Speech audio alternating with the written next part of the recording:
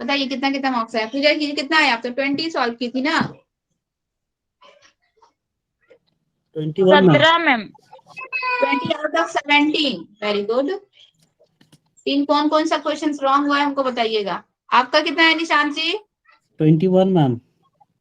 21। 9 question mistake हो गया। कौन कौन मैम सा? नहीं, मिस्टेक नहीं, मतलब हमको समझ में नहीं आ रहा था मैम। जैसे लास्ट में 27, 28, 29, 30 ये तीनों क्वेश्चन समझ में नहीं आ रहा था। अच्छा, और जो बनाए थे उसमें से मात्र दो ही क्वेश्चन गलत हुआ था मैम। आप जो बनाए हो सॉल्व किए हो उसमें से मात्र 2 ही क्वेश्चन गलत हुआ है। जी मैम, बाद बाकी छोड़ा हुआ है मेरा, हमको नहीं समझ में आ रहा था इसलिए छोड़ दिया। ठीक ठीक है। चलिए, हमको आप लोग क्वेश्चन नंबर बताइएगा, कौन सा क्वेश्चन में आप लोग को डाउट है। ठीक है, क्वेश्चन नंबर 1 में किसी को कोई डाउट नो मैम। नहीं होना चाहिए। पूजा जी आपको भी नहीं? नहीं मैम। विकास हम लोग अच्छे से पढ़े हैं, पूरा थ्योरी पढ़े हैं। Question number 2, any doubt? No ma'am. No. Okay, question number 3? No ma'am. सही है मैम। सही है, मतलब तुक्का पे नहीं ना बनाई है, मतलब लॉजिक समझ में आया ना? जी ma'am. Yes. Okay, question number 4 भी किन्हीं का गलत नहीं होना चाहिए। हम लोग प्याजे जी बहुत जी अच्छे मैम। से पढ़े हैं। No ma'am.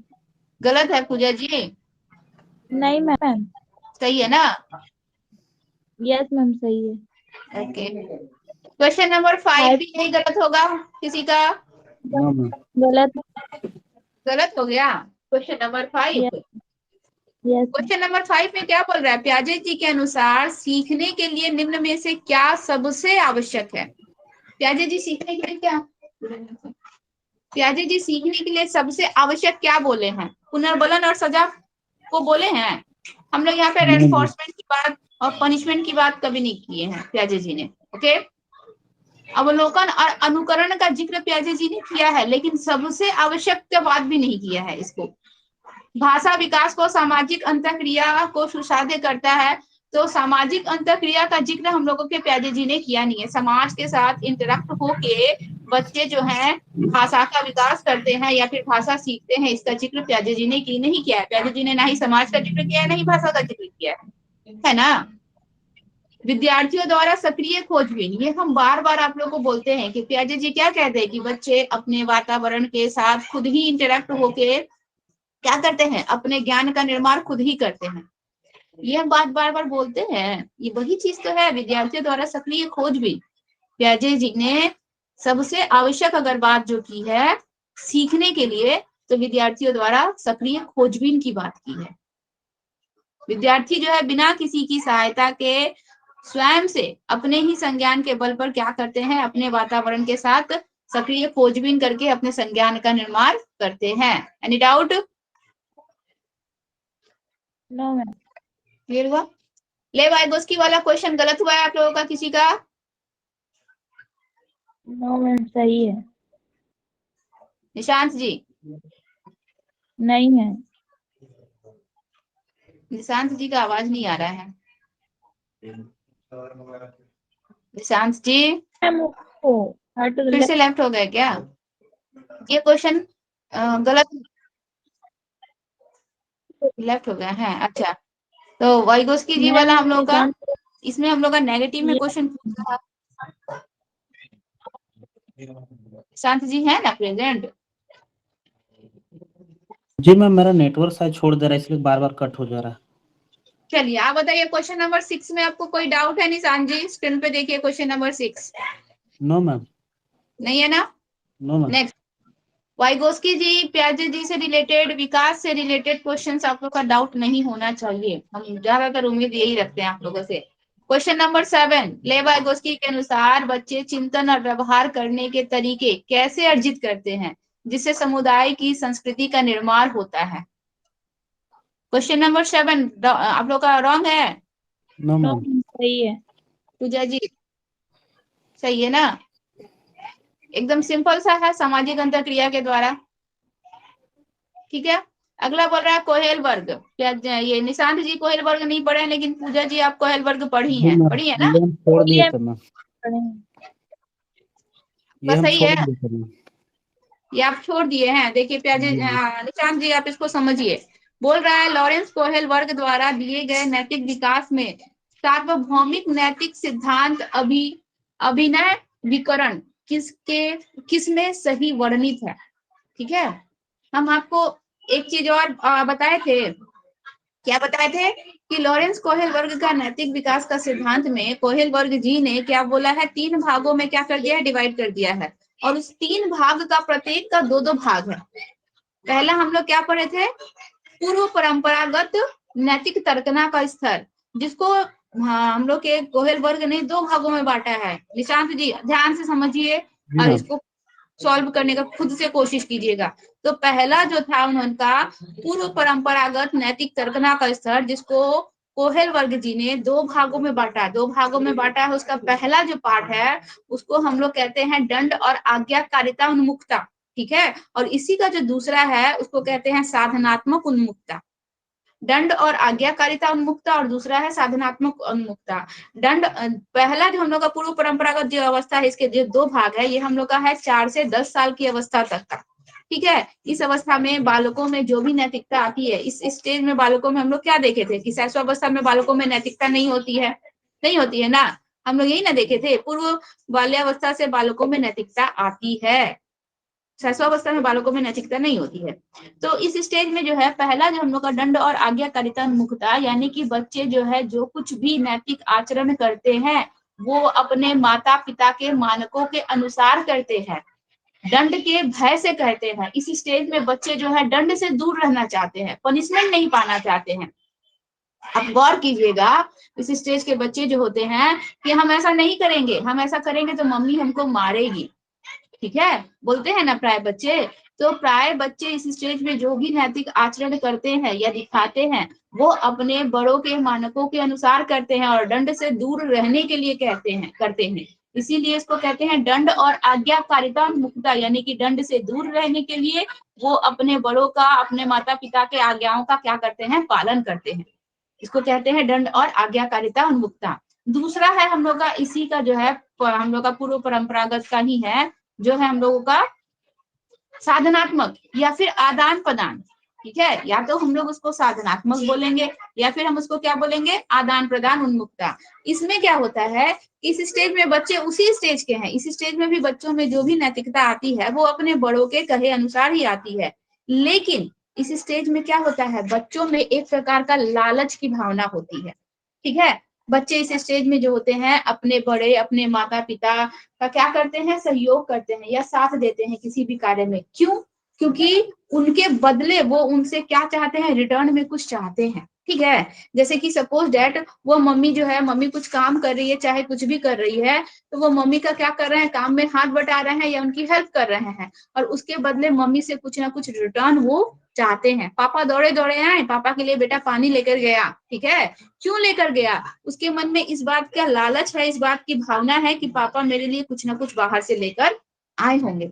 इसी वजह से वो पापा के लिए क्या लेके गया, पानी लेके गया। या फिर अपने बड़े भाई बहनों के साथ वह कुछ शेयर कर रहा है, यानी कि उसके बदले भी उसको कुछ रिटर्न में मिलेगा। इसको कहते हैं हम लोग साधनात्मक या फिर आदान प्रदान की प्रवृत्ति। क्या कहेंगे इसको हम लोग, साधनात्मक या फिर आदान प्रदान की प्रवृत्ति। समझ में आ रहा है, क्लियर हो रहा है? हम आपको पूरा नैतिक विकास एकदम शॉर्ट में बता रहे हैं। निशांत जी प्रेजेंट है ना? नहीं मैम, नहीं है। जा, उन्हीं के लिए बता रहे हैं, वही प्रेजेंट नहीं है, उनका नेटवर्क प्रॉब्लम है इसलिए बार बार कट जा रहा है। आ गए निशांत जी? जी मैम, थर्ड पॉइंट क्या कुछ बोले क्या, थर्ड पॉइंट में? थर्ड पॉइंट कुछ नहीं बोले, आप ही के लिए बता रहे हैं और आप ही लीव हो जा रहे हैं, बार बार कट जा रहा है आप ही का। जी मैम,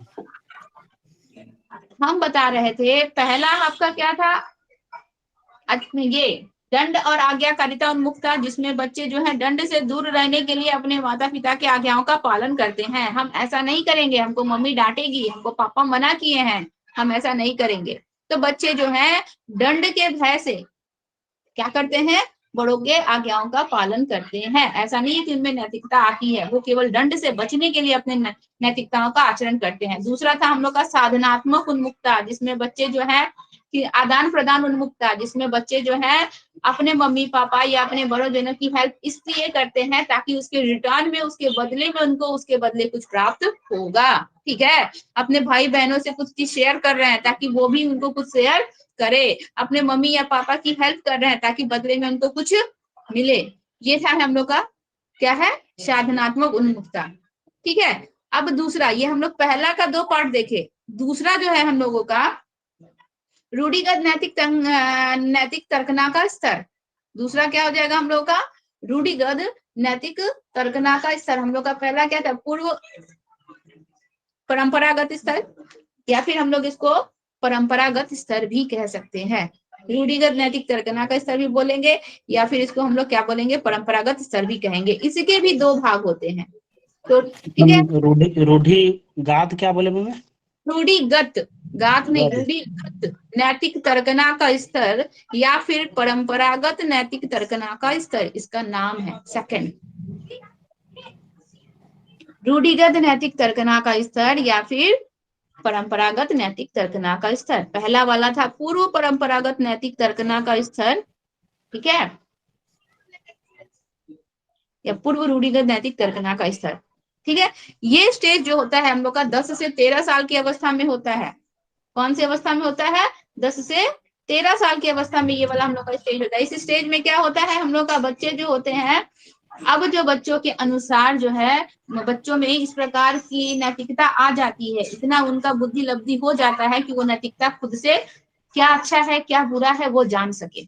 बच्चों में इस स्टेज में स्वयं से अच्छे बुरे की पहचान करने की समझ जो है बन जाती है। ठीक है, बच्चे यहाँ उन सभी क्रियाओं को सही समझते हैं जो दूसरे की मदद होती है जिसमें।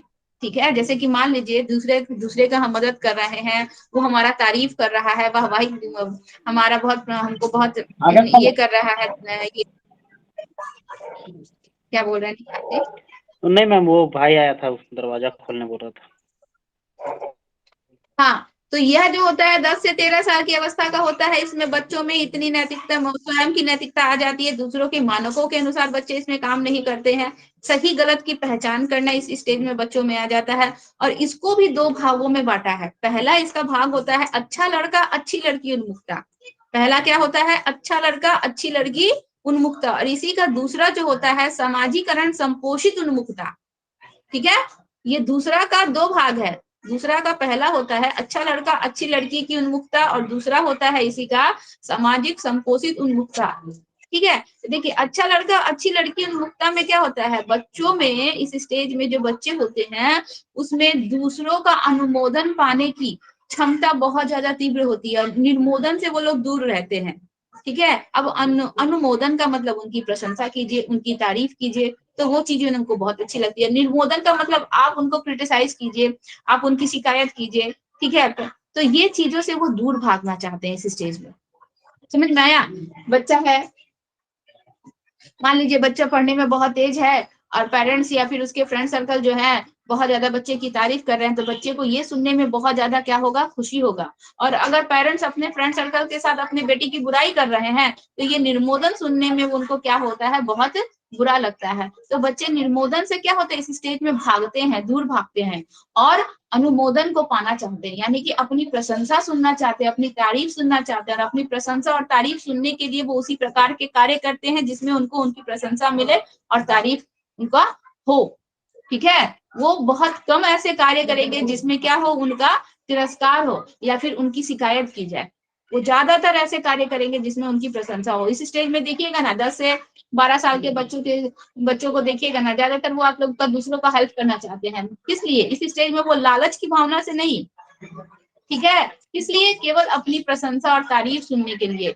कोई बूढ़ी लेडी जा रही है, उसका हाथ पकड़ के रोड क्रॉस करवाती है, तो बूढ़ी लेडी ने उसको बहुत सारा क्या किया, उसको अनुमोदित किया, उसकी तारीफ की, उसकी प्रशंसा की, बच्चा उसी से बहुत खुश हो गया। तो इस स्टेज में बच्चों में अच्छा लड़का अच्छी लड़की का उन्मुक्ता जो होती है, बच्चों में अनुमोदन पाने के लिए होती है, निर्मोदन से दूर होने के लिए होती है। क्लियर हुआ? और रूढ़िगत नैतिक तर्कना का स्तर का दूसरा जो है हम लोग का सामाजिक संपोषित उन्मुखता। सामाजिक संपोषित उन्मुखता का मतलब होता है कि बच्चे जो है 10 से अब 13 साल के बच्चे हो गए, इस स्टेज के बच्चे इसके अंतर्गत आ रहे हैं। तो इस स्टेज में बच्चों में क्या होता है कि अब वो समाज में रहते रहते समाज के नियमों को क्या करते हैं, ग्रहण कर लेते हैं, समाज के नियमों का पालन करने लगते हैं। ठीक है, तो सामाजिक संपोषित उन्मुखता में क्या होता है कि समाज के नियमों का उनको पालन करना ही है। समाज के जो कुछ भी नियम बनाए गए हैं, जो भी रूल रेगुलेशंस हैं, उस नियम का क्या करना है, उनको कठोरता से पालन करना है, चाहे उस नियम का पालन करते हुए उनका कुछ ना कुछ अहित क्यों ना हो जाए, उनका बहुत बुरा क्यों ना हो जाए, लेकिन समाज के बनाए गए नियम है, उस नियम का उनको कठोरता से पालन करना है। इसको हम लोग कहते हैं सामाजिक संपोषित उन्मुखता। ठीक है, वो क्या समझते हैं कि समाज में जो कुछ भी नियम बनाए गए हैं, यह नियम हमारे लिए बनाए गए हैं, हम ह्यूमंस के लिए बनाए गए हैं, और अगर हम इस नियम का पालन कर रहे हैं तो बाकी सारे ह्यूमंस को या फिर समाज के सभी लोगों को इस नियम का पालन करना है। अगर हम तोड़ेंगे तो बाकी समाज के सभी लोग तोड़ेंगे। तो सबके लिए यह नियम क्या है, एक समान है, सभी को इसके नियमों का पालन करना है और बहुत ही कठोरता से पालन करना है। कठोरता से पालन करने का मतलब क्या कि हम अगर उस नियम का पालन करने में हमारा कोई अहित हो रहा है, हमारा कोई नुकसान हो रहा है, तो भी हम उस नियम का पालन करेंगे। आप इसमें जो स्टोरी था वो स्टोरी नहीं पढ़े हैं। ठीक है, एग्जाम खत्म होने दीजिए, हम डिटेल्स में पूरा बताएंगे। ये है हम लोग का सामाजिक संपोषित उन्मुखता। अब देखिए आगे है हम लोग का, इसका जो थर्ड पॉइंट है, उत्तर रूढ़िगत नैतिक तर्कना का स्तर। ठीक है, या उत्तर परंपरागत स्तर भी आप इसको कह सकते हैं। उत्तर रूढ़िगत नैतिक तर्कना का स्तर या उत्तर परंपरागत स्तर, इसको भी दो भागों में बांटा गया है। 13 साल से ऊपर की अवस्था हो गई।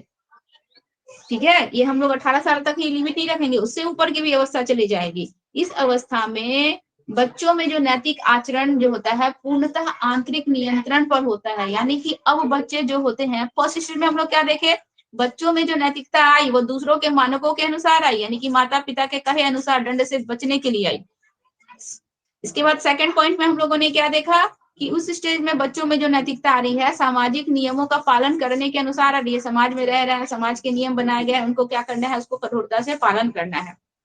अब उनमें जो नैतिकता आ रही है 13 साल की अवस्था से उसके बाद की अवस्था में, उस स्टेज में जो बच्चों में नैतिकता आएगी, यह नैतिकता उनके पूर्ण नियंत्रण पर होगी। यानी कि अब यह जो स्टेज होता है, यह सबसे अपर लेवल का स्टेज होता है। इस स्टेज में बहुत, इसका जो सेकंड, इसमें भी दो भाग है, तो पहला नहीं, इसका जो दूसरा भाग होता है, इस स्टेज में बच्चे जो है बहुत कम स्टेज, बहुत लोग जो है, बहुत कम लोग जो है इस स्टेज तक पहुंच पाते हैं, क्योंकि ऐसी नैतिकता हर किसी में नहीं होती है। दूसरों के लिए कुछ कर जाना, ठीक है, अपना हर कुछ दूसरों के लिए दे देना, ऐसी नैतिकता हर किसी में नहीं होती है। सबसे अपर लेवल की नैतिकता होती है। ठीक है, तो ये जो हम लोग का उत्तर रूढ़िगत नैतिक तर्कना का स्तर होता है, इसमें पूर्ण रूप से नियंत्रण उनका आंतरिक होता है। यानी कि अब वो जो है, समाज ये बोल रहा है तो हम ऐसा करेंगे, और इसके बावजूद हमारा इतना लॉस हो रहा है, वो इसमें थोड़ा, इसमें क्या करता है, समाज के नियमों को तोड़ने लगता है, समाज के बंधनों से थोड़ा मुक्त होकर सोचता है। ठीक है, समाज कहता है कि जो स्त्रियां अगर विडो हो गई हैं, विधवा हो गई हैं, उसका विवाह दूसरे के साथ नहीं होना है। ऐसे जगहों पर वह समाज के नियमों का क्या करेगा, खंडन करेगा, समाज के नियमों को तोड़ेगा। ठीक है, यानी कि यहाँ पे नैतिकता क्या होती है, उसकी पूर्ण रूप से आंतरिक होती है। वह अब अपने विचारों के अनुसार, वह समाज को फर्स्ट प्रेफरेंस नहीं देखा, वो अपने विचारों, किसका यहाँ पे कैसे यहाँ पे भला होगा, मतलब यह जो स्टेज होता है ना, इसमें जो बच्चे जो होते हैं पूर्ण रूप से दूसरों के कल्याण के लिए सोचते हैं। ठीक है, दूसरों के कल्याण के विषय में बच्चे यहाँ पे सोचते हैं। तो यह हम लोग का पूर्णतः उस स्तर की नैतिकता होती है। इसके दो भाग होते हैं। पहला इसका होता है सामाजिक अनुबंध उन्मुखता। ठीक है, देखिए दूसरा जो था सामाजिक संपोषित उन्मुखता और सामाजिक अनुबंध उन्मुखता, इन दोनों में प्राय कंफ्यूजन होता है, ध्यान रखिएगा। सामाजिक संपोषित का मतलब होता है कि हम समाज के नियमों का कठोरता से पालन कर रहे हैं, उसका पोषण कर रहे हैं। ठीक है, और सामाजिक अनुबंध उन्मुखता है हम लोग का तीसरा का पहला है। इसमें देखिए क्या बोल रहा है, किस अवस्था में बच्चे जो होते हैं, किशोर और किशोरिया जो भी हम लोग के दोनों भी होते हैं, वो क्या करते हैं, प्रजातांत्रिक रूप से मान्य चीजों को ही अपनाते हैं, मतलब जिसमें दूसरों का भलाई हो, जिसमें दूसरों का कल्याण हो। ठीक है। ऐसे नियमों कानूनों को वो अपने हृदय से, जिसको वो स्वीकार करते हैं, ऐसे चीजों को वो मानते हैं। लोगों के कल्याण तथा बहुसंख्यकों की इच्छा को वो स्वीकार करते हैं, जिसमें लोगों का कल्याण हो, जिसमें बहुत सारे लोगों का हित छुपा हो, ऐसे कार्य करने को वो ज्यादा इच्छुक होते हैं। ठीक है। उनका भी वो क्या विश्वास करते हैं कि समाज का उत्तम कल्याण तब हो सकता है जब उसके सदस्य समाज के नियमों का आदर पूर्वक पालन करें। ठीक है। सामाजिक संपोषित उन्मुखता में क्या होता है कि समाज के नियमों का आपको कठोरता से पालन करना है, चाहे वो समाज के नियम आपके हित में हो या हित में नहीं हो। ठीक है। लेकिन यह जो बोल रहा है, सामाजिक अनुबंध उन्मुखता जो बोल रहा है, आपको समाज के नियम का पालन करना है, लेकिन आदर पूर्वक पालन करना है। मतलब मजबूरी नहीं है कि है नियम तो हमको पालन करना ही है, चाहे इसके लिए हमारी जान ही क्यों ना चली जाए। यहाँ पे क्या है, हम उस समाज के जो नियम बनाए गए हम उसका भी आदर करेंगे, हम उसका पालन करेंगे। हाँ, लेकिन एकदम मजबूरी बस इसमें हमारा लॉस हो रहा है, ठीक है, हमारे जान जा रहे हैं, हमारे किसी अपने का जान जा रहा है, तो भी हम उसका पालन ही करेंगे, ऐसा नहीं है। वहां पे कठोरता से पालन करना है, यहाँ पे क्या करना है, हम लोगों को आदर पूर्वक पालन करना है। ठीक है। और इसके बाद देखिए, इसी का जो है दूसरा उत्तर रूढ़िगत नैतिक तर्कना का जो दूसरा स्टेज है हम लोग का, सार्वत्रिक नीति परक सिद्धांत। ठीक है। या फिर सार्वभौमिक सिद्धांत, इसको आप सार्वभौमिक सिद्धांत भी कह सकते हैं, सार्वत्रिक नीति परक भी सिद्धांत कह सकते हैं। यह जो बच्चों में यह जो नैतिकता होती है, यह सबसे अपर लेवल की नैतिकता होती है। ऐसी नैतिकता बहुत ही रेयर लोगों में देखने को मिलती है, जो दूसरों के कल्याण के लिए अपना सारा हित को त्याग दे, जो दूसरों के कल्याण के लिए अपने जान की परवाह ना करे। ठीक है। जो दूसरों के कल्याण के लिए अपनी सारी प्रॉपर्टी दान में दे दे, ऐसी नैतिकता बहुत ही कम लोगों में होती है। ठीक है। तो इस अवस्था की नैतिकता में क्या होता है, बच्चे जो भी हैं, अगर उनको बोला जाए कि मान लीजिए सपोज दैट ऐसी नैतिकता जो है ना, कि रास्ते में कोई एक्सीडेंट हुआ है और लोग जो है उसको देख के आगे बढ़े जा रहे हैं, ऐसे पर्सन जो होते हैं जिनमें सार्वत्रिक परक या सार्वभौमिक नैतिकता होती है, जो मानव के कल्याण के लिए ही केवल सोचते हैं, वो ऐसे व्यक्ति जो है उसको देखकर आगे जा ही नहीं सकते हैं। ठीक है। और बाई चांस अगर दूसरे के कहे अनुसार या फिर किसी कारणवश अगर वो आगे चले भी जाते हैं, तो उनका मन उनको धिक्कारता है कि तुमने वहां पे उसकी जो मदद करने की जरूरत थी, वहां पे उन्हें उसकी मदद नहीं की है, तुमने बहुत गलत काम किया। उसका अंतरात्मा, उसका मन ही उसको क्या करेगा, बार बार धिक्कारेगा। ठीक है, इस कार्य को करने से। तो ऐसे व्यक्ति जो होते हैं, इनमें सबसे उच्च स्तर की हम लोग को सामाजिक नैतिकता देखने को मिलती है। और ज्यादातर ये लोग जो होते हैं, सार्वभौमिक सिद्धांत वाले जो होते हैं, मानवता के कल्याण के लिए सोचते हैं, मानवता के हित के लिए कार्य करते हैं। ठीक है। समझ में आया। मतलब सपोज दैट मान लीजिए आपके पास खुद भी खाने को कुछ नहीं है, और आपके सामने एक और व्यक्ति आ गया जो बहुत दिनों से भूखा है, और आप खुद भी भूखे हैं, तो वह व्यक्ति जो है अपने लिए नहीं सोचेगा, वह अपना भोजन उठा के दूसरों को दे देगा, उस व्यक्ति को दे देगा जो व्यक्ति भूखा है। क्योंकि अगर वह नहीं भी देगा ना, ठीक है, अगर बाई चांस वो भूखे व्यक्ति को वहां से रिटर्न कर देता है, क्योंकि वो खुद भूखा है, खाने के लिए, अपने खाने के लिए भोजन रख लेता है, तो अगर वो नहीं भी देता है ना, तो उसकी अंतर आत्मा उसको बाद में कचोटेगी कि तुमने यह जो कार्य किया ये बहुत गलत किया। तो ऐसी नैतिकता इस लोगों में हम लोगों को बहुत ज्यादा देखने को मिलती है। और सबसे उच्च स्तर की नैतिकता होती है, ज्यादातर आप देखिएगा जो हम लोग के 16, 17, 18, 19 साल के जो बच्चे होते हैं, जो कि हम लोग के डिफेंस में जाते हैं, आर्मी में, या फिर हम लोग इसमें नेवी में, जो कि बॉर्डर पर जो होते हैं, जो लड़ते हैं, मरते हैं, ऐसे पर्सन जो होते हैं ना, वहां पे बॉर्डर पे मरने वाले जो सिपाही होते हैं, उनमें इस प्रकार की नैतिकता देखने को मिलती है, हर किसी में नहीं होती है। ठीक है। कल को अगर हमारे सामने ऐसा सिचुएशन रख दिया जाए कि जाओ बॉर्डर पे लड़ना है, हम तुमको 5 लाख रुपया देंगे, अगर तुम शहीद भी हो जाओगे तो तुम्हारे घर वाले को 10 लाख रुपया पहुंचा दिया जाएगा, तो हम क्या करेंगे, हम अपने विषय में सोचेंगे, अपने फैमिली के विषय में सोचेंगे। ठीक है, कि नहीं कल को हम मर जाएंगे, पता नहीं ये हमको देगा या नहीं देगा। देश में अगर दुश्मन घुसते भी हैं तो अकेले हमको थोड़ी ना वो नुकसान पहुंचाते हैं, इतने सारे लोग हैं, सबको नुकसान होगा, तो हम क्यों अपना जान गंवाने जाए। तो ऐसे जो नैतिकता होती है ना, ये हम लोग का किस में आ जाएगी, सामाजिक अनुबंध उन्मुखता में आ जाएगी। उनमें भी नैतिकता होती है, वह देश के कल्याण के लिए कार्य करते हैं, लेकिन इतना ज्यादा नहीं। और जो व्यक्ति बोलेंगे कि हाँ ठीक है, हम देश के रक्षा के लिए अपनी जान, वो पैसा तक नहीं लेंगे, बोलेंगे नहीं हम देश की रक्षा के लिए अपनी जान तक देने को तैयार हैं, देश हमारे लिए सबसे फर्स्ट है, हमारी फैमिली सेकंड प्रेफरेंस आती है, सेकंड में हम फैमिली को रखते हैं, सबसे पहले हमको देश को बचाना है, ठीक है, या देश के लिए कार्य करना है, तो वो हम लोग का सार्वभौमिक नैतिकता के अंतर्गत आ जाती है। ठीक है, रास्ते पर कोई हम लोग का बूढ़ा व्यक्ति है, अचानक से उसको हार्ट अटैक आ गया और आधी रात हो चुकी है, एक व्यक्ति जो सामने से गुजर रहा है वो क्या किया, उसको देखा और देख के गुजर गया, ठीक है, वो उसको देखा देख के गुजर गया, उसमें उस प्रकार की नैतिकता नहीं है, उसमें उच्च स्तर की नैतिकता नहीं हो सकती। दूसरा व्यक्ति आया, उसको देखा, देख के आगे की तरफ बढ़ा और फिर वो रुक गया, क्योंकि उसकी अंतरात्मा उसको कचोटी कि इस समय तुमको उसका हेल्प करना बहुत जरूरी है, ठीक है, वो आता है रिटर्न उसको वापस हेल्प करता है, तो इस प्रकार की नैतिकता जो होती है ऐसे व्यक्तियों में हमें देखने को मिलती है। अब बताइए, लॉरेंस कोहेलबर्ग द्वारा दिए गए नैतिक विकास में सार्वभौमिक नैतिक सिद्धांत अभिकरण किसमें सही वर्णित है? व्यक्तिगत आवश्यकताओं की पूर्ति, यानी कि हमारी जो आवश्यकता है बस उसकी पूर्ति करनी है, मित्रों और संबंधियों का स्नेह और स्वीकृति बनाए रखने के लिए, ठीक है, अमूर्त सार्वभौमिक सिद्धांतों को संपूर्ण मानवता के लिए मान्य हो, या फिर स्वयं के लिए कानून और नियमों को उचित ठहराना। बताइए कौन सा होगा? Third ma'am. थर्ड में हो जाएगा सार्वभौमिक सिद्धांत जो कि संपूर्ण मानवता के लिए मान्य हो, ठीक है, मानवता के कल्याण के विषय में ऐसे व्यक्ति जो है सोचते हैं। आगे बोल रहा है, प्रगतिशील शिक्षा बालकों के प्रति कैसा दृष्टिकोण रखती है? इसमें किसका गलती हुआ है? 9 number. No ma'am. Puja ji? नहीं मैम, नहीं हुआ है। 10 नंबर गलत होगा, आप लोग बुद्धि नहीं पढ़े हो हार्वर्ड गार्डन का, लेकिन फिर भी देखिए इसमें बोल क्या रहा है, 10 नंबर सही है। निशांत जी आप सॉल्व किए हैं? छोड़ दिया था मैम।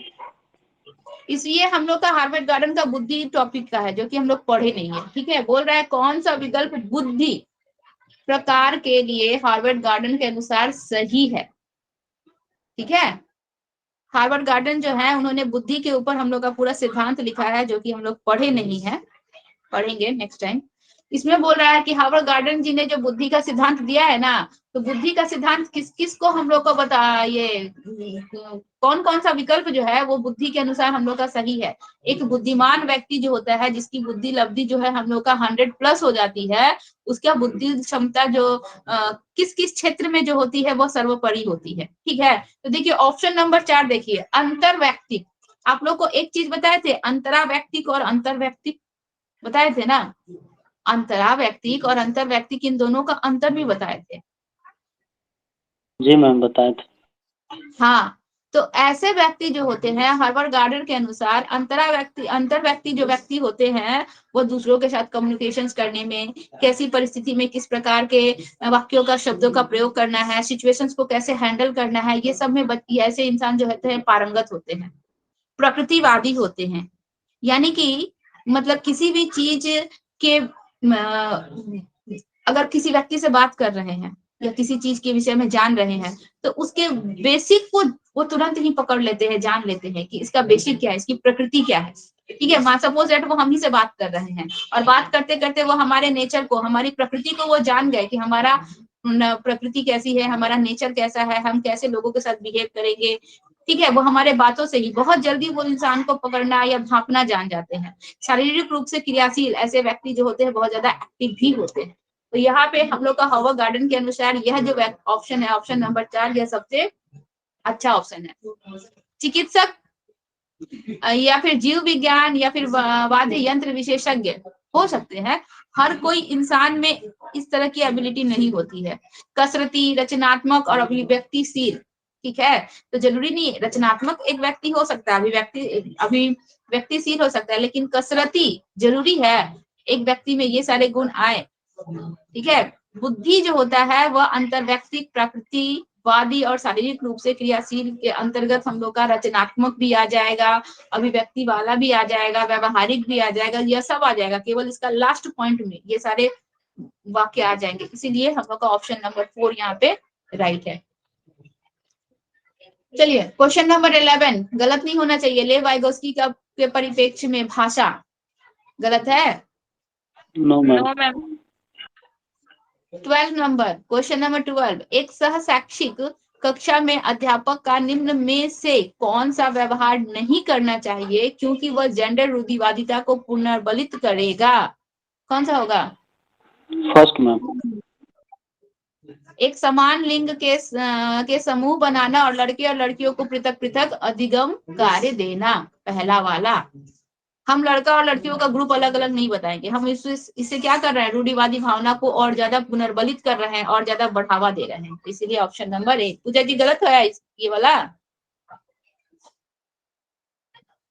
पूजा जी क्वेश्चन नंबर गलत था, 12 नंबर। नो मैम, 13 गलत। 13 गलत है। विद्यार्थियों के आकलन के लिए राष्ट्रीय शिक्षा नीति, ठीक है, एक बच्चा जो है, एक शिक्षार्थी जो है, जो पढ़ रहा है, उसका आकलन के लिए राष्ट्रीय शिक्षा नीति 2020 द्वारा निम्न में से कौन सा उपकरण या विधियां प्रस्तावित की गई है? आप लोग ये शिक्षा नीति पढ़े नहीं है, ठीक है, आप लोग ये शिक्षा नीति पढ़े नहीं है, लेकिन बहुत टफ भी तो नहीं है ये वाला।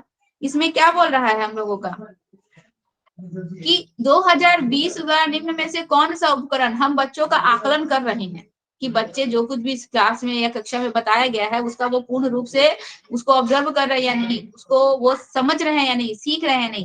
तो भूमिका अदा करना, बच्चे जो है जो कुछ भी कर रहे हैं या सीख रहे हैं, अगर उसमें अपना रोल प्ले करेंगे, भूमिका अदा करेंगे, तो हमें यह पता चलेगा। हम बच्चों को कोई एक्टिविटी दिए और बच्चा उस एक्टिविटी में पार्टिसिपेट किया है, उस कार्य को करने में वो सक्षम है, ठीक है, उसको वो बकायदा बखूबी ढंग से कर ले रहा है, अपनी भूमिका वो अदा कर रहा है, तो हम उससे जान रहे हैं ना कि बच्चा जो है उस कार्य को अच्छे से सीख रहा है, वह उसको ग्रहण कर रहा है, उसका अनुकरण बहुत अच्छे से कर रहा है। ये होना चाहिए।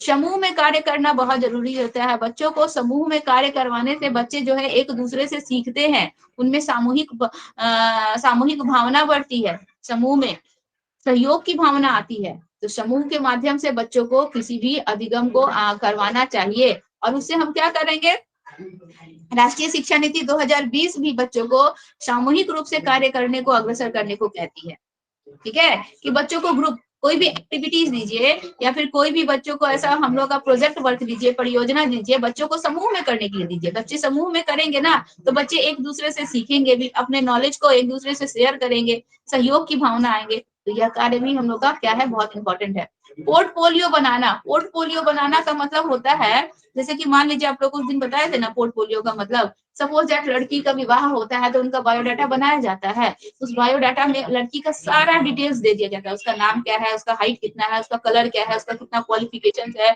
उसको क्या क्या एक्स्ट्रा एक्टिविटीज आते हैं। तो एक पोर्टफोलियो के माध्यम से उस लड़की का सारा डिटेल्स हम लोगों को पता चल जाता है। तो पोर्टफोलियो बनाने का मतलब भी होता है कि बच्चे ने क्या क्या सीखा, वह परियोजना कार्य में उत्तम है या नहीं, ठीक है, वह सामूहिक कार्य में उत्तम है या नहीं, वो कोई भी एक्टिविटी कर रहा है तो उसमें पूर्ण रूप से क्रियाशील है या नहीं, वो पूरा का पूरा विवरण जो है एक पोर्टफोलियो के अंतर्गत हमें बच्चों का समझ में आ रहा है। तो यह अगर यहाँ पे कूट में नहीं दिया जाता ना तो पोर्टफोलियो सबसे उत्तम रहता, लेकिन कूट में दिया है इसलिए हम लोग का सारा यहाँ पे अच्छा है। सभी को ऑप्शंस को हम लोग चूज करेंगे। और परियोजना यानी कि प्रोजेक्ट वर्क, प्रोजेक्ट वर्क में बच्चे बहुत ज्यादा इंटरेस्ट लेते हैं, किसी कार्य को करने में वो बहुत ज्यादा पार्टिसिपेट करते हैं। बच्चे आप देखिएगा क्लास में जो बोलते हैं ना कि मैम कोई प्रोजेक्ट वर्क दीजिए ना, ये वाला वर्क दीजिए ना, वो वर्क दीजिए, हम लोग करके लाएंगे। तो प्रोजेक्ट वर्क बच्चों को करवाना चाहिए। ये क्या होता है, उनको बार बार किताबी भाषा या फिर एक ही चीज मतलब जो है पाठ्यक्रम को पढ़ाते पढ़ाते बच्चे जो बोर हो जाते हैं, तो प्रोजेक्ट वर्क के द्वारा बच्चों में स्टडी के प्रति क्या आता है, इंटरेस्ट जागता है।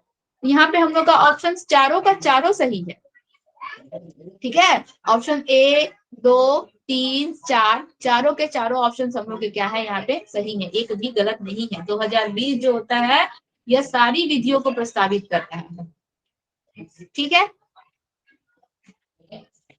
क्वेश्चन नंबर 14 गलत है। No ma'am. आपका गलत है पूजा जी। नहीं मैम।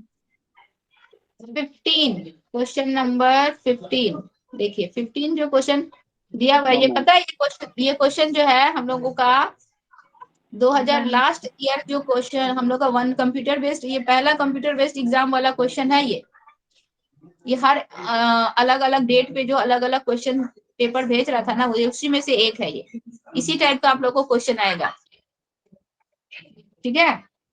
इसमें बोल रहा है कि एक अध्यापक को अपनी कक्षा में बच्चों को सामाजिक सांस्कृतिक संदर्भों को प्रधानता देते हुए एक सांस्कृतिक रूप से उत्तरदायित्व शिक्षा शास्त्र को अपनाना चाहिए। पहला ये बोल रहा है, ठीक है। दूसरा बोल रहा है कथन है, और जो कथन दिया गया ना उसका जो तर्क दिया है वो तर्क उसको सही, उसका तर्क सही है कि नहीं है, यही हम लोग को पता करना है। कि विद्यालयों को एक संरचित एक रूप पाठ्यक्रम का अनुसरण करना चाहिए और कक्षा में व्यक्तिगत विभिन्नताओं पर गौर नहीं करना चाहिए। सही विकल्प आपको चुनना है, कौन सा है? पहला जो हम लोग का कथन दिया गया है, दूसरा उस कथन का जो तर्क दिया हुआ है वह तर्क उस पे पहले वाले पे सही है या नहीं, उसको शूट करता है या नहीं, ठीक है। हम लोग को ये बताना है। आप लोग ये बनाए हो? जी मैम। बनाए है ना? क्या है इसका ऑप्शन, सही है या गलत है? सही है मैम। सही है कि एक अध्यापक को अपनी कक्षा में बच्चों को सामाजिक सांस्कृतिक संदर्भों को प्रधानता देते हुए एक सांस्कृतिक रूप से उत्तरदायित्व शिक्षा शास्त्र को अपनाना चाहिए। ये तो ऑप्शन बिल्कुल सही बोल रहा है, कथन जो बोल रहा है बिल्कुल सही बोल रहा है। लेकिन जो इसका तर्क दे रहा है, लॉजिक जो दे रहा है कि विद्यालयों को एक संरचित एक रूप, ठीक है, पाठ्यक्रम का अनुसरण करना चाहिए। हम लोग क्या बोले हैं? संरचित एक रूप पाठ्यक्रम, ठीक है। एक रूप पाठ्यक्रम का अनुसरण क्यों करना चाहिए? वहां पे हम लोग के व्यक्तिगत रूप से भिन्न भिन्न बच्चे आते हैं। अगर हम सभी बच्चों को एक ही तरीके से हाकेंगे, एक ही तरीके से सब बच्चों को पढ़ाएंगे, तो क्या हर बच्चा उसको ऑब्जर्व कर पाएगा? हर की मेंटल एबिलिटी अलग अलग है, हर की क्षमता अलग अलग है, हर किसी की रुचि अलग अलग है। तो हम लोग एक रूप पाठ्यक्रम का अनुसरण यहाँ पे जो बोल दिया है ना, यही चीज यहाँ पे क्या दे दिया है? गलत दे दिया है, ठीक है। एक रूप पाठ्यक्रम अगर नहीं दिया रहता तो ये ऑप्शन सही रहता। एक रूप पाठ्यक्रम जो दे दिया है वही यहाँ पे गलत दे दिया, क्योंकि कक्षा में व्यक्तिगत विभिन्नता को हम और बोल भी रहा है कि कक्षा में व्यक्तिगत विभिन्नताओं पर गौर नहीं करना चाहिए, ठीक है। कक्षा में व्यक्तिगत विभिन्नताओं पर गौर नहीं करना चाहिए। क्यों नहीं करना चाहिए? एक बच्चा जो है वह उसका बुद्धि लब्धि 130 है और एक बच्चा जो है उसकी बुद्धि लब्धि 60 है, तो हम इन दोनों पे अगर गौर नहीं करेंगे तो जो 130 वाला है वो आगे बढ़ता जाएगा, जो केवल 60 वाला है वो तो जो ऑलरेडी पीछे है और पीछे होता जाएगा। हमको तो उसको ध्यान देना ही है। दोनों का हमको व्यक्तिगत रूप से अलग अलग तरीके से दोनों पर ध्यान देना है। इसीलिए ए सही है, लेकिन आर जो है उसका जो तर्क बता रहा है वो क्या है? गलत है। क्वेश्चन नंबर 16 बनाए आप लोग? जी मैम। सही है? जी मैम। पूजा जी? सही है मैम। सही है। पूजा जी कैसे बनाई इसको, क्या लॉजिक लेके बनाई बताइए तो? गुणज वैकल्प की पहचान क्या है? गुणज वैकल्प की पहचान आप क्या है? बोले क्या? थे ना मैम, हाँ, तो बोले लॉजिक थे ट्रिक। ना मैम, ट्रिक हाँ, जो बताए सब थे ना, वही ट्रिक से बताए थे, बनाए थे। अच्छा, वही ट्रिक से बना ली। और ऑप्शन यस नंबर मैम। 1, गणना कौशल, तीक्ष्णता, संख्याओं व गणितीय तथ्यों को समझने में दिक्कत, ठीक है। गुणज वैकल्प का मतलब होता है डिसेबिलिटी। हम लोग जो ये एक्सेप्शनल चाइल्ड जो पढ़े थे ना, एक्सेप्शनल जो चाइल्ड पढ़े थे वही वाला, उसी में से ये दिया है। तो जिस बच्चों को गुणज वैकल्प है, यानी कि बच्चों में अगर आप लोग को क्वेश्चन समझ में नहीं आता है तो जस्ट उसके ऊपर में इंग्लिश दिया हुआ है, आप लोग उसको देख के कर लीजिएगा, ठीक है। तो बच्चों में एक प्रकार का क्या है? वैकल्प है। किससे? मैथ से रिलेटेड। तो ये क्या है? बच्चों में गणितीय तथ्यों को समझने में बच्चों को क्या हो रहा है? दिक्कत हो रहा है। कौन सा हम लोग का? वर्बल डिस्कैलकुलिया, यही ना था? डिस्कैलकुलिया ही ना होगा? मैम एक दिन ये लो हमको समझा दीजिएगा ना, कैलकुलिया वाला हम नहीं पढ़े थे। अच्छा ठीक है, समझा देंगे। Verbal dyscalculia, graphical dyscalculia. देखिए जिसका एग्जाम है 10 को, उनको कोई टेंशन नहीं है। उनको कॉल भी किए हैं तो कॉल भी रिसीव नहीं की, और हम उन्हीं के लिए आए हैं, कोई बात नहीं। चलिए 17, क्वेश्चन नंबर 17, समावेशी शिक्षा में कौन शामिल है? बताइए। समावेशी शिक्षा यानी कि इंक्लूसिव स्कूल, अधिगम क्षमता वाले विद्यार्थी, प्रतिभाशाली विद्यार्थी, सॉरी दृष्टिबाधित विद्यार्थी, वह बच्चे जो ऐसे समुदाय से हैं जो हाशिए पर है, मतलब जो हम लोग के मतलब पिछड़े पृष्ठभूमि से आते हैं, जो आर्थिक रूप से मंद बच्चे हैं, या फिर जो सामाजिक रूप से हम लोग के पिछड़े हुए बच्चे हैं, वो सारे बच्चे भी। तो समावेशी शिक्षा में तो हम लोग का सब आ जाएगा, आएगा ना। जी समावेशी मैम। शिक्षा जो हम लोग पढ़े थे, उसमें हम लोग क्या बोले थे, जो बहुत प्रतिभाशाली बच्चा है वो भी हम लोग का एक्सेप्शनल चाइल्ड है, वो भी हम लोग का एक्सेप्शनल चाइल्ड हो गया। अधिगम अक्षमता वाले बच्चे हैं, वो भी एक्सेप्शनल चाइल्ड में हो गए। ऐसे बच्चे जो हम लोग के सामाजिक और आर्थिक पृष्ठभूमि से, दूसरे पृष्ठभूमि से आते हैं, वो भी बच्चे हम लोग के क्या हो गए, ऐसे बच्चे भी हम लोग के एक्सेप्शनल चाइल्ड ही होते हैं। और दृष्टि बाधित बच्चे भी है, यहाँ पे दृष्टि बाधित दे दिया है। अगर दृष्टि बाधित की जगह यहाँ पे आप लोग का पूरी तरह से ब्लाइंड दे देता, अंधा दे देता, तो हम लोग का ये ऑप्शन नंबर 3 हट जाता, तब वो हम लोग का समावेशी शिक्षा में नहीं आते, तब उनको स्पेशल एजुकेशन देना पड़ता, स्पेशल स्कूल भेजना पड़ता। लेकिन दृष्टि बाधित है, यानी कि उनमें थोड़ा बहुत विकार है देखने संबंधित, चश्मा के द्वारा चाहे किसी अन्य विकल्प के द्वारा उनका यह विकार दूर किया जा सकता है। वो समावेशी शिक्षा के माध्यम से सामान्य बच्चों के साथ शिक्षा ले सकते हैं। इसीलिए ऑप्शन नंबर 4 हम लोग का 1, 2, 3, 4 सबका सब सही है। कोई दिक्कत है इसमें? No ma'am. अगला है क्वेश्चन नंबर 18। एक शिक्षिका को विद्यार्थियों के किस व्यवहार से यह इंगित होगा कि वह दृष्टि बाधित है?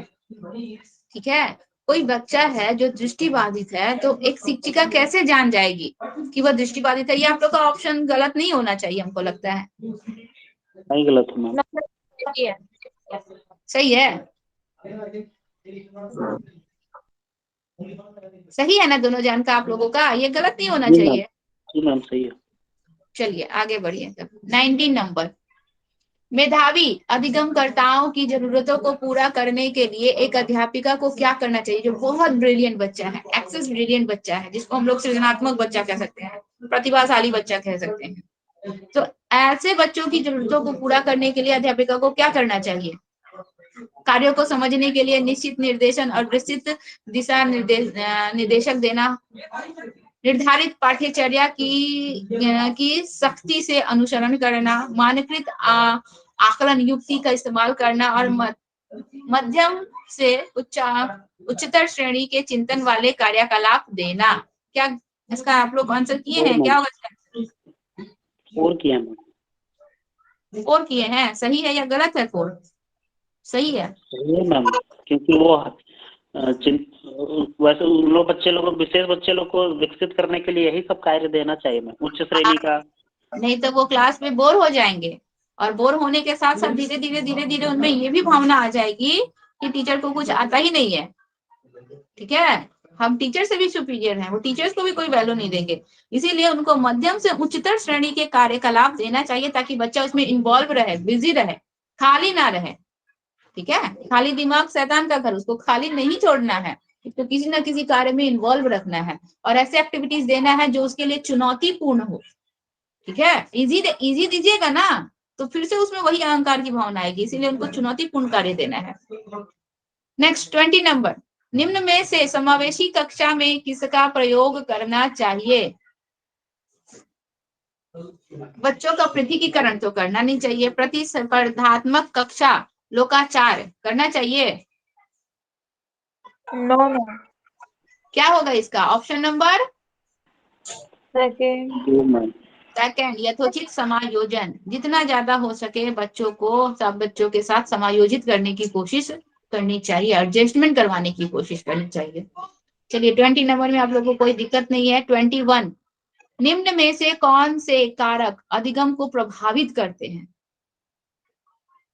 ठीक है, अधिगम को प्रभावित करने वाले कारक कौन कौन से हैं? हम लोग अधिगम चैप्टर पढ़े नहीं है, लर्निंग चैप्टर बहुत बड़ा है और बहुत इंटरेस्टिंग है, तो हम आप लोग को इसमें बताए नहीं, एग्जाम खत्म हो जाने दीजिए बताएंगे।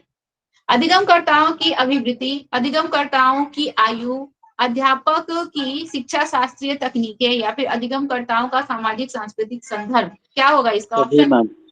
सभी। हाँ, सभी सभी मैम। सभी यहाँ पे क्या होगा? राइट होगा ऑप्शन ए, बी। 1, 2, 3, 4 सबका सब हम लोग का क्या है? सही है। ठीक है, यानी कि अधिगमकर्ताओं की अभिवृत्ति यानी कि रुचि, वो कितना इंटरेस्ट ले रहा है, कितना वो किसी चीज को जानने की कोशिश कर रहा है, ये बहुत जरूरी है। अधिगमकर्ताओं की आयु, बच्चे को हाँ हाँ। नहीं कोई नहीं आया था, वो समृद्धि ला के दी है उनको। हाँ टोटो आई। अधिगमकर्ताओं की आयु भी डिपेंड करती है, जैसे कि अभी आप लोगों को नैतिक विकास पढ़ा है, ठीक है। अगर हम मान लीजिए हम आपको क्या बोले कि 18 से 20 साल के बच्चों में इस प्रकार की उच्चतर नैतिकता होती है, वही आपको 30 से 35 साल के बच्चों को बोल दिया जाए कि चलो तुम जो है ना अपना सारा प्रॉपर्टी गरीबों को दान देकर चलो फिर से, अब तो तुम अभी तो तुम्हारे पास बहुत टाइम है, फिर से कमा सकता है, फिर से प्रॉपर्टी बना सकता है, कर सकता है ऐसा। तो ऐसे इंसान जो है 30 से 35 से 40 साल के अंदर के जो इंसान होते हैं यह ये कार्य नहीं करेंगे। लेकिन वही अगर आप 18 से 20 के बच्चों को बोलिएगा, टीनेजर के बच्चों को, उसमें इस प्रकार की नैतिकता होती है, वो ये काम करने के लिए वो अपना हर कुछ दूसरे को दे देंगे, बोलेंगे कि हमारे पास तो बहुत टाइम है, ठीक है, किसी वृद्धा आश्रम में या फिर किसी चाइल्ड हम लोग का या अनाथालय में पूरा का पूरा डोनेशन कर देंगे कि दूसरों का कल्याण और दूसरों का भला हो। तो आयु बहुत डिपेंड करता है। अधिगमकर्ताओं की आयु जो होती है, हम लोग का अपना एक एज होता है सीखने का, कहते हैं कि सीखने का एज नहीं होता है, लेकिन होता है। उसमें आप उस स्टेज में बहुत ज्यादा मोटिवेट होंगे, उस स्टेज में आपको बहुत ज्यादा उस चीज को करने की इच्छुकता होगी। धीरे धीरे आपका क्या होता है, आपका उसमें रुचि या फिर क्षमता जो है कम होती जाती है, ठीक है। अध्यापकों की शिक्षा शास्त्रीय तकनीक, जो जिस तकनीकों के माध्यम से वो बताते हैं, अधिगम करवाते हैं वो चीजें, या फिर अधिगमकर्ताओं का सामाजिक सांस्कृतिक संदर्भ, समाज जो है सीखने के लिए बहुत ही इंपॉर्टेंट होता है। तो ये चारों के चारों ऑप्शन हम लोग के क्या है, सही है। अर्थपूर्ण अधिगम के लिए क्या होना चाहिए, हम लोग जो भी चीजें सीख रहे हैं उसका हमको कॉन्सेप्ट जो है बिल्कुल क्लियर होना चाहिए। मेरा गलत है मैम ये वाला 22 नंबर जी मैम, हम 1 किए थे, 1 और 2 पहले, दोनों सही हम किए थे मैम।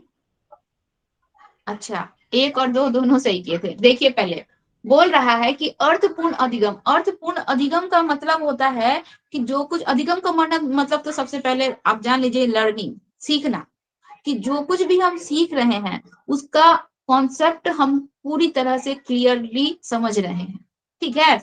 मान लीजिए हम आपको कोई पैसेज दे दिए पढ़ने के लिए, आप धराधर इंग्लिश का कोई पैसेज दे दिए पढ़ने के लिए, आप धराधर धराधर धराधर धराधर पढ़ गए, लेकिन आपको उसका कुछ अर्थ ही नहीं पता चल रहा है, वो क्या लिखा है क्या नहीं लिखा है, आपको उसका कुछ समझ ही नहीं आ रहा है, ठीक है।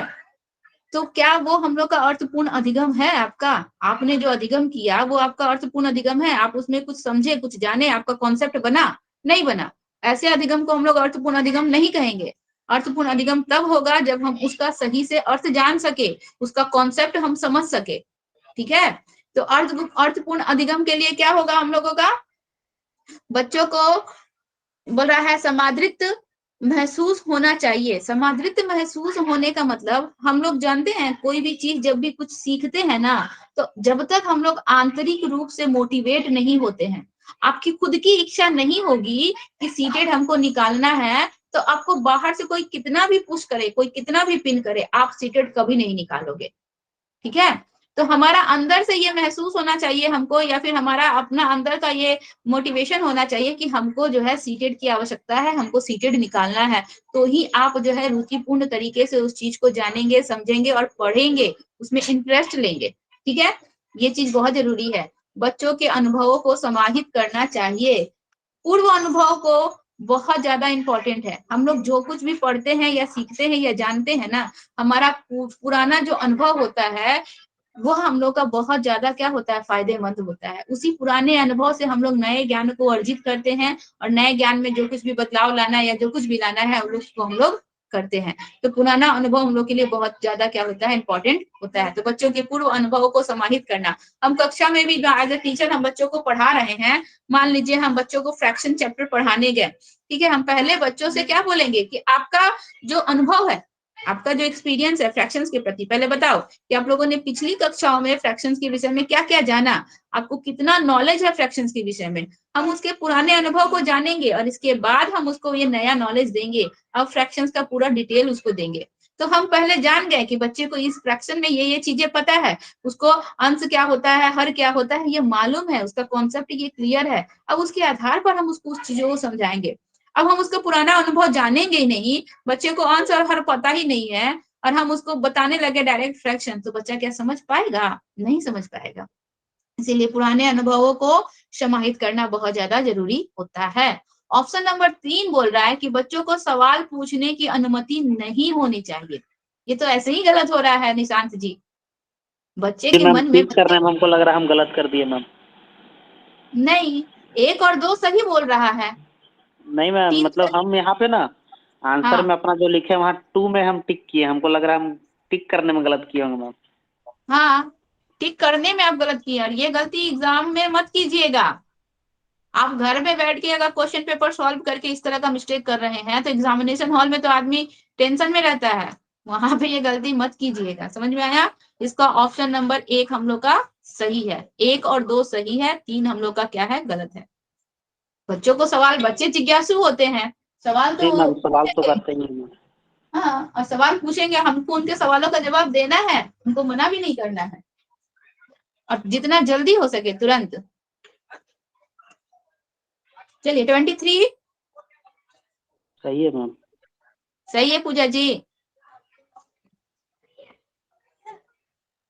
नहीं सॉल्व किए हैं। नहीं सॉल्व की हैं? अच्छा, आप तो 20 तक ही सॉल्व की ना। चलिए पूजा जी आप बताइएगा, सॉल्व नहीं की है ना, हम आपको क्वेश्चन पढ़ रहे हैं, आप बताइएगा कि इसका आंसर होगा क्या। विद्यार्थियों द्वारा अधिगम की प्रक्रिया के दौरान, यानी कि सीखने सिखाने की प्रक्रिया के दौरान की गई त्रुटियों पर एक माध्यमिक विद्यालय स्तर के अध्यापक को कैसी प्रतिक्रिया देनी चाहिए। बच्चा कुछ सीख रहा है, उसके दौरान उसने जो गलतियां की, ठीक है, जो भी उससे मिस्टेक्स हो रहे हैं, जो भी उससे गलतियां हो रही है, तो माध्यमिक विद्यालय स्तर के, यानी कि हम लोग का प्राइमरी लेवल 1 to 5 लेवल में कैसी प्रतिक्रिया होनी चाहिए अध्यापक की? बताइए तो क्या बोलेगा अध्यापक? क्या करेगा? विद्यार्थियों की गलतियों को तुरंत संशोधित करना चाहिए, मतलब तुरंत उसमें सुधार कर देंगे। दूसरा बोल रहा है किसी सहपाठी को विद्यार्थियों की त्रुटियों को संशोधित करने के लिए कहना चाहिए, उसी के किसी मित्र को बोलना चाहिए कि इसकी गलतियों को सुधारो, ठीक है। तीसरा बोल रहा है विद्यार्थियों को अपनी स्वयं की त्रुटियों को पहचानने और उन पर काम करने के अवसर देने चाहिए, ठीक है। हम अवसर चर्चा की बात किए हैं, अवसर देने की जी बात मैम। बोल रहा है यहाँ पे। हाँ, अब बोल पर ही रहा है सही है। फोर्थ बोल रहा है कि विद्यार्थियों को शर्मिंदा करना चाहिए ताकि वह भविष्य में कोई त्रुटि ना करे, ऐसा करना चाहिए। हम उसको वहां पे सबके नहीं सामने मैम। इंसल्ट नहीं करवाएंगे, नहीं। तो ऑप्शन नंबर 3। 3, ओके। चलिए ये 24 गलत है मेरा मैम, गलत है मेरा। गलत है, आप बनाई नहीं है पूजा जी। चलिए आप लोग खुद इसका आंसर सॉल्व कीजिएगा। 24 का बोल रहा है कि एक विद्यार्थी जो अपने को गणित में होशियार समझता है, ठीक है, होशियार समझती है, परीक्षा में कम अंकों के लिए अपने परिश्रम न करने को जिम्मेदार मानती है, उसका यह तर्क क्या दर्शाता है? अपने आप को वो मैथ में बहुत होशियार समझती है, परंतु उसको एग्जाम में क्या आया? मार्क्स कम आया, और इसके लिए वह कम परिश्रम करने को जिम्मेदार समझ रही है। तो इसका क्या होगा हम लोग का आंसर? पहला बोल रहा है कि नियंत्रण का आंतरिक केंद्र, ठीक है। दूसरा बोल इसका रहा है मतलब मैम। अधिगम, हम बता रहे हैं, दूसरा ऑप्शन समझिए, अधिगम असहायता, ठीक है। अधिगम असहायता, अधिगम असहायता का मतलब जो है, बच्चा जो है अधिगम कर रहा है, जो बच्चा जो सीख रहा है वह क्या है? बच्चा जो जो भी कुछ सीख रहा है ना, वो हेल्पलेस है, उसको करने में वो असहाय है। बच्चे के पास जो भी डाउट है या फिर जो भी क्वेश्चन है, वो उस चीज को समझने में या करने में बच्चा क्या है? हेल्पलेस है, असहाय है, उसको नहीं समझ में आ रहा है, वो नहीं कर पा रहा है उसमें।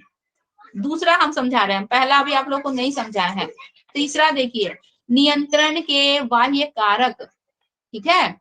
नियंत्रण के बाह्य कारक का मतलब होता है कि हम लोग का क्या बोल रहा है, उसको जो है कोई बाह्य कारक, जैसे कि आप लोग को हम बाहरी प्रेरणा बताए थे ना, बाह्य प्रेरणा, तो जी मैम। कोई ना कोई बाह्य प्रेरणा के कारण क्या कर रही है? वो अधिगम कर रही है, जिसकी वजह से वो पूरी तरह से फोकस नहीं कर पा रही है, ठीक है। फोर्थ बोल रहा है उसका अपनी योग्यताओं में अविश्वास, उसको खुद पे कॉन्फिडेंस ही नहीं है, अपनी योग्यताओं पर उसको विश्वास ही नहीं है कि वो ये चीज कर पाएगी, जिसकी वजह से उसका मोरल डाउन हो रहा है और जिसकी वजह से वो अंक जो है कम लाई है। ठीक है, ये हम लोग का 3 ऑप्शन ये बोल रहा है। और चौथा ऑप्शन बोल रहा है कि उसका यह तर्क क्या दर्शाता है कि नियंत्रण का आंतरिक केंद्र, ठीक है, यानी कि वह जो बच्ची जो है, आंतरिक केंद्र का मतलब होता है उसमें उसके अंदर जो है कॉन्फिडेंस का लेवल आ गया था बहुत ज्यादा। वह विद्यार्थी जो है वो पढ़ने में क्या है, गणित में बहुत ही होशियार अपने आप को समझती है और परीक्षा में कम मार्क्स लाई। और जब परीक्षा में कम मार्क्स आया, इसके बाद वो अपने कम परिश्रम को जिम्मेदार ठहरा रही है। नहीं, उसका पता है रीजन क्या है? नियंत्रण का आंतरिक केंद्र, यानी कि वो आंतरिक रूप से इतने ज्यादा कॉन्फिडेंट थी कि हमको तो सब आता है, हम सब कर लेंगे। इसकी वजह से वह बच्ची जो है परीक्षा में कम मार्क्स लाई और इसकी वजह से वह क्या है, परिश्रम भी पूर्ण रूप से नहीं की। तो यहाँ पे क्या होगा, उसका तर्क क्या दर्शाता है? उसका तर्क यही दर्शाता है कि नियंत्रण का आंतरिक केंद्र, वह जो है आंतरिक रूप से पूर्ण रूप से क्या थी, इस बात से केंद्रित थी कि वह जो है सफल मार्क्स लाने में क्या है, पर्याप्त है। ठीक है, इसकी वजह से उसने क्या किया, कम मेहनत की और इसकी वजह से उसका मार्क्स कम आया। Over confidence. हम आप लोग को, हाँ बोलिए। थोड़ा इंग्लिश दिखाइए ना मैम ऊपर का। देखिए इंग्लिश दिया हुआ है हम लोग का, students who consider her self good at maths, वो पहले से अब जान रहा है कि वो मैथ्स में अच्छा है। ठीक है, यहाँ पे लोकस जो दिया है ना, फोकस होगा इंटरनल फोकस ऑफ कंट्रोल। ठीक है, ऑप्शन नंबर 1 में जो दिया है इंटरनल फोकस ऑफ कंट्रोल, तो उसका जो आंतरिक केंद्र था ना, मतलब आंतरिक रूप से वह जो है अपने आप को केंद्रित नहीं कर सकी, उसका जो ओवर कॉन्फिडेंट था उसकी वजह से उसका जो अंक जो है वह कम आया। ठीक है, वह लर्निंग में हेल्पलेस थी, यानी कि जिस समस्या में, जिस प्रॉब्लम में, सॉरी जिस भी डाउट में उसको समस्या थी ना, उस चीज को वो करने में क्या थी, हेल्पलेस थी। उसका कोई भी मदद नहीं किया। ठीक है, वो असहाय थी, वह उसको समझने में असमर्थ थी। इसकी वजह से वो जो है परीक्षा में अंक नहीं ला पाई। नियंत्रण का बाह्य कारक, ठीक है, बाह्य कारकों की वजह से वह नहीं कर पाई। ठीक है, वो फोकस नहीं कर पाई बाह्य कारकों की वजह से, या फिर उसका अपनी योग्यता में अविश्वास, अब उसको अपने ऊपर क्या था, विश्वास ही नहीं था। इसकी वजह से वो अच्छे अंक नहीं लाई। तो उसका जो यह तर्क क्या दर्शाता है, तो उसका यह तर्क यही दर्शाता है कि नियंत्रण का आंतरिक केंद्र, ठीक है, वह आंतरिक रूप से, इंटरनल रूप से क्या थी, वह बहुत ज्यादा क्या थी, कॉन्फिडेंस में थी कि वह अपने कार्य को करने में सफल हो जाएगी। जिसकी वजह से हम लोग होते हैं ना कभी कभी बहुत ज्यादा ओवर कॉन्फिडेंट हो जाते हैं कि क्या है सीटेट, क्या है, तुरंत निकाल लेंगे, लेकिन जब क्वेश्चन सॉल्व करने आता है तो हवा गुल हो जाता है। उसी प्रकार का भावना यहाँ पे उस बच्ची के अंदर आया। ओके, क्लियर हुआ? जी मैम। इसका ऑप्शन 1 ही होगा। चलिए 25 नंबर भी नहीं किए है ना? किए हैं मैम। क्या होगा? क्या 2 आंसर अध्यापन में। अधिगम प्रक्रिया में भय की कोई भूमिका होती है? सही विकल्प चुनिए। अध्यापन अधिगम प्रक्रिया में भय की कोई भूमिका होती है? नहीं मैम। भय की कोई भूमिका नहीं होती है। कितना नंबर ऑप्शन है इसका राइट आंसर? 2 number ma'am. नहीं, भय की वजह से अधिगम से संबंध विच्छेद हो जाता है और विद्यार्थी भयपूर्ण परिस्थितियों में बहुत कम जोखिम लेते हैं। भय एक अभिप्रेरणा है, हाँ, बच्चे सिर्फ भय के दबाव में ही अधिगम नहीं।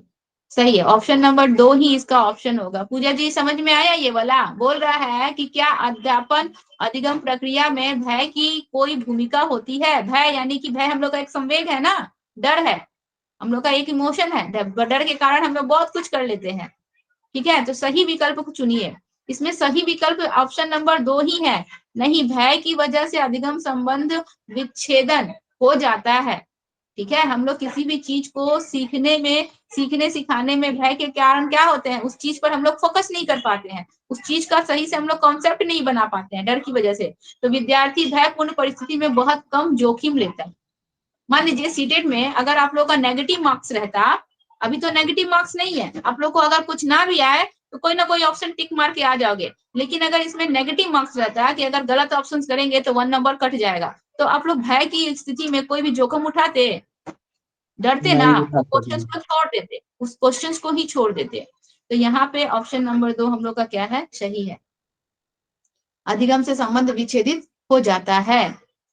उस समय में दिमाग भय की स्थिति में हम लोग क्या करेंगे, दिमाग भी ज्यादा नहीं लड़ाएंगे कि वहां पे मार्क्स घट जाएगा, मार्क्स कम हो जाएगा, इसीलिए इस क्वेश्चन को छोड़ ही दो। 26 नंबर बनाए हैं आप लोग? पूजा जी तो नहीं नहीं बनाई बनाया है, था, नहीं। नहीं बनाए हैं। अध्यापक को बच्चों के अधिसंज्ञान, अपने ही चिंतन के बारे में सोचने की योग्यता के विकसित करने पर बल और बढ़ावा देना चाहिए। ठीक है, ये हम लोग का ए बोल रहा है कथन, और तर्क बोल रहा है कि अधिसंज्ञानात्मक ज्ञान बच्चों को अपने चिंतन को स्व नियंत्रित करने में मदद करता है। ठीक है, क्वेश्चन नंबर 26, इसका हम लोग का बोल रहा है कि कथन जी मैम, एक, मैम सही है मैम। कथन एक की जो व्याख्या कर रहा है, कथन 2 आर, क्या वह उसकी व्याख्या सही कर रहा है? उसके जी विषय मैम में जो सही कर तर्क रहा दे था। रहा है वो लॉजिक सही दे रहा है। अध्यापक को बच्चों के अधिसंज्ञान, अपने ही चिंतन के बारे में सोचने की योग्यता को विकसित करने पर बल और बढ़ावा देना चाहिए। यानी कि एक टीचर को कैसा होना चाहिए कि बच्चे का जो सोच है, जो विचार है, उसकी अपनी सोचने की योग्यता जो है, उसकी जो कैपेसिटी है, उस कैपेसिटी को हमें विकसित करना चाहिए। हम आप लोग को हिंदी में एक ट्रिक बताए थे कि बच्चा को अगर सृजनात्मक बनाना है तो कहानी दीजिए, एक कहानी दिया गया और बोला गया कि बेटा इस कहानी को और आगे बढ़ाओ।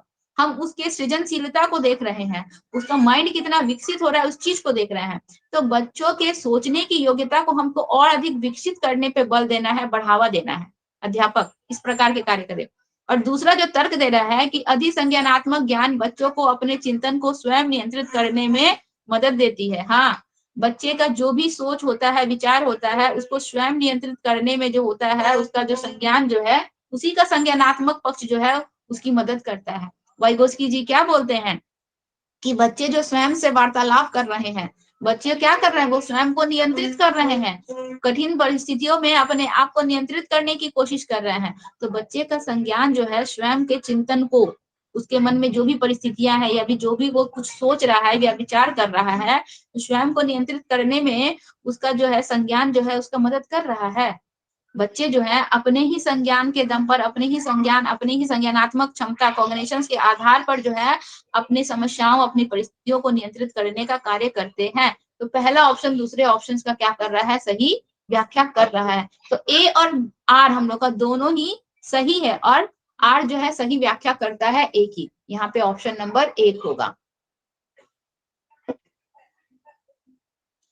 क्वेश्चन नंबर 27, इनमें से कौन सी विधि अर्थपूर्ण अधिगम के लिए सबसे प्रभावशाली है?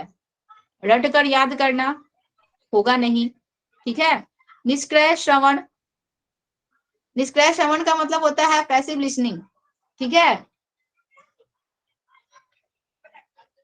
अगला बोल रहा है संयोजन के माध्यम से समझना, और ड्रिल और बार बार अभ्यास करना। अब बताइए इसका क्या होगा, इनमें से कौन सी विधि 3 मैम, अर्थपूर्ण अधिगम, क्या होगा? 3। 3, रटना नहीं है, निष्क्रिय श्रवण है ही नहीं। निष्क्रिय श्रवण का मतलब हो रहा है कि बच्चा जो कुछ भी सुन रहा है ना, उसका अर्थ उसको कंप्लीट नहीं हो रहा है, उसका कॉन्सेप्ट क्लियर नहीं हो रहा है, ठीक है। ड्रिल और बार बार अभ्यास करना, यानी कि बार बार अभ्यास का मतलब ही तो रटना ही हो गया। तो संयोजन के माध्यम से समझना, ये हम लोग का क्या हो जाएगा, इसका सही आंसर हो जाएगा। 28 नंबर, विद्यार्थी अक्सर प्राकृतिक घटनाओं के बारे में सहजज्ञ सिद्धांत रच लेते हैं, ठीक है। एक अध्यापिका को, मतलब बच्चे जो है, जो कुछ भी उनके वातावरण में प्राकृतिक घटनाएं जो घटती है, उसके विषय में अपने मन से एक सिद्धांत बना लेते हैं, ठीक है। अपने मन में उसके प्रति अपनी एक कल्पना बना लेते हैं, अपना एक कहानी बना लेते हैं। तो अध्यापिका को क्या करना चाहिए इसके लिए बताइए? तो विद्यार्थियों को ऐसा करने के लिए निरुत्साहित करना चाहिए। हम लोग कोई घटना के बारे में सुने, कोई एक्सीडेंट हुआ, कुछ हुआ, तो हम लोग केवल सुने, और सुनने मात्र से हम लोग अपने मन में, हम लोग भी अपने मन में एक स्टोरी बना लिए कि बेचारा ऐसे जाता होगा, ऐसे किया होगा, इस वजह से एक्सीडेंट हो गया होगा, ठीक है। अपने मन में हम लोग भी एक प्रकार का क्या करते हैं, धारणा बना लेते हैं। तो इसलिए विद्यार्थियों को क्या करना चाहिए, निरुत्साहित करना चाहिए। यानी कि हम लोग इसको डिमोरलाइज करेंगे? बिल्कुल नहीं। अगला बोल रहा है कि विद्यार्थियों को ऐसी अवधारणाओं की रचना करने के लिए दंडित करना चाहिए। दंड का प्रयोग कर दिया, ऐसे ही ऑप्शंस काट दीजिए। तीसरा बोल रहा है कि विद्यार्थियों को ऐसे पूर्व अवधारणाएं साझा करने के लिए प्रोत्साहित करना चाहिए और अध्यापन अधिगम शिक्षा शास्त्र को उनके अनुरूप बनाना चाहिए। यानी कि बच्चों के पास जो कुछ भी पहले की जो भी अवधारणा है, उसका जो पूर्व अनुभव है, उस अनुभव को भी हम लोग को क्या बोलेंगे, क्लास में साझा करो।